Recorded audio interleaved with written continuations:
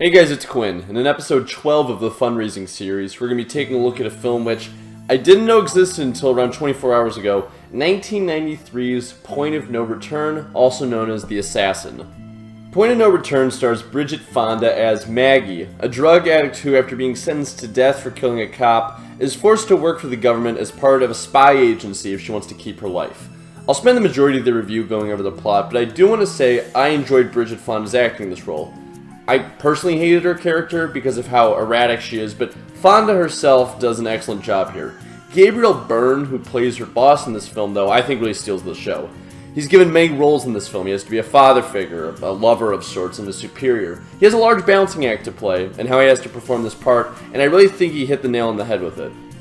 This same glow, though, can't be said for the story as a whole. There's a clear directorial choice made early on that the audience is going to know around as much as Maggie does throughout. And I think this was a mistake. It's for two main reasons. One, Maggie is a very unsympathetic character, so because we don't have much information as an audience, I found myself personally resenting her for a lot of the movie. Secondly, and more importantly, I think, because of how secretive the universe that Maggie is in this film, you start watching this film and just thinking, what's the end goal here? Does she want to escape the spy world that she is in now? Does she want to excel in it? Does she want to turn the system on its head? That question isn't answered till way too late in this film. Like, we only really know for certain, at least I think, that she wants to escape the whole spy life with around 20 minutes left in the movie. Because of this, personally, I found myself largely disinterested as to what was going on for much of the movie.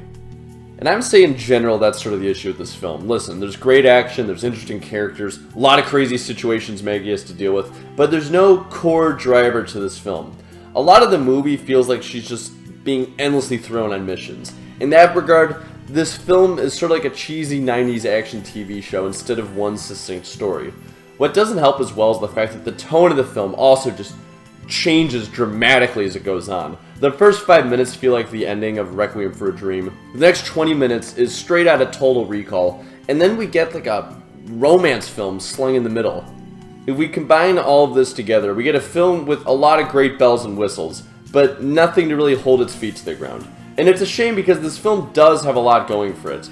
Of particular note is the music by Hans Zimmer and the soundtrack overall, which I thought was really good. It kind of reminded me of The Living Daylights.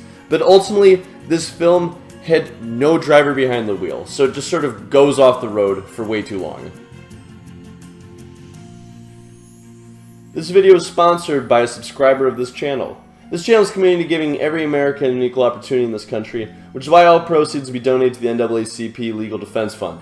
If you're interested in sponsoring a future review video, please feel free to fill out the poll in the description below. Thank you for watching, and remember, black, white, left, and right, we're all in this together. See you guys next time. Ciao.